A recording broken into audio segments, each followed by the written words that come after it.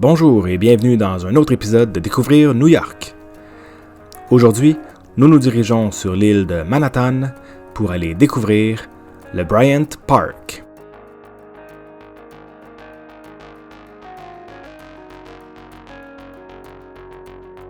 Le Bryant Park est situé à l'angle de la 42e rue et de la 6e avenue, en plein cœur du quartier Midtown Manhattan. D'une superficie de 3,9 hectares, il est un peu à l'abri des gratte-ciels, il est vraiment une oasis de paix. Le parc a été nommé en 1884 en l'honneur du journaliste et poète William Cullen Bryant, lequel on peut d'ailleurs apercevoir sa statue juste ici à l'écran. Elle est située adossée à la bibliothèque de New York, la New York Public Library, qui fait dos à Bryant Park. Le parc a ouvert en 1843. À ce moment-là, il s'appelait alors le Réservoir Park, étant donné le réservoir Croton qui était situé juste à côté, à l'emplacement actuel de la New York Public Library. Vous voyez d'ailleurs une photo à l'écran du réservoir Croton. En 1853, on y a installé le Crystal Palace, s'inspirant de celui de Londres, pour la première exposition universelle. On peut le voir également à l'écran, le Crystal Palace de Bryant Park. Il a été détruit dans un incendie 5 ans plus tard. En 1899, le réservoir Croton a été démoli et c'est à ce moment-là qu'on y a construit la New York Public Library qui a ouvert 13 ans plus tard. En 1912, on a inauguré la Josephine Shaw Lowell Memorial Fountain que vous voyez en ce moment-ci à l'écran. C'était alors le premier mémorial public à New York dédié à une femme. Josephine Shaw Lowell était chef de file de la réforme progressiste aux États-Unis. Elle est surtout connue pour avoir créé la New York Consumers League en 1890. Pendant de nombreuses années, le parc a été un peu laissé à lui-même et est devenu un lieu de rassemblement pour des activités illicites. Plusieurs vendeurs de drogue s'y retrouvaient pour rencontrer leurs clients. Si bien qu'en 1989, la ville a décidé de fermer le parc complètement et de le rénover, de le restaurer pour en faire un lieu de détente. Le parc est rouvert en 1992 et est rapidement devenu un lieu de repos et de détente pour les New-Yorkais et les touristes. Sur l'heure du dîner, des dizaines et des dizaines de New-Yorkais sortent des édifices à bureaux pour venir prendre le lunch sur le gazon ou sur les chaises de Bryant Park. En 2002, il est devenu le premier parc Wi-Fi de la ville de New York. En 2006, les toilettes publiques de Bryant Park sont rénovées et elles sont depuis reconnues comme étant les toilettes publiques les plus propres de la ville.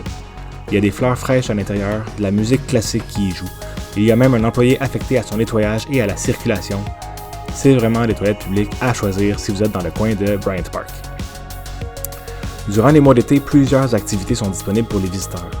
Notamment, vous pouvez lire des livres offerts en prêt gratuit sur le bord du parc en collaboration avec la New York Public Library. Il est également possible de jouer au ping-pong, au mini-golf, à la pétanque, de faire un tour de carrousel ou simplement vous relaxer sur la surface gazonnée du parc. Le carrousel français est d'ailleurs très populaire. Pour seulement 3$, les enfants et les parents vont s'y amuser au son d'une musique française. Aussi, durant l'été, plusieurs spectacles et animations ont lieu dans le parc. Notamment, Broadway vient présenter des extraits de ses comédies musicales sur l'heure du dîner, gratuitement. Aussi, on y présente des films en plein air, des pièces de théâtre et de la danse, ce toujours gratuitement.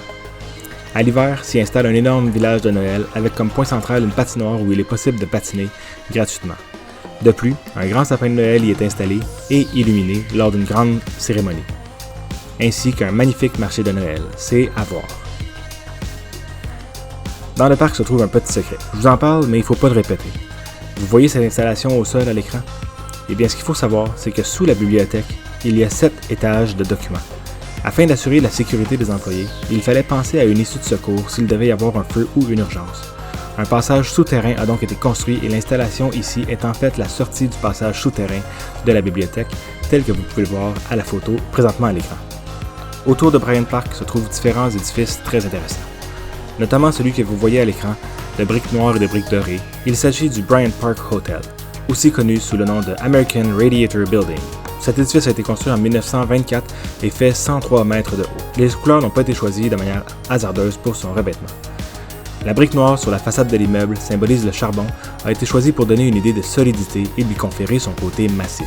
De l'autre côté, les briques en or symbolisent le feu et les flammes. Il avait été construit à l'époque pour la société American Radiator and Standard Sanitary Company.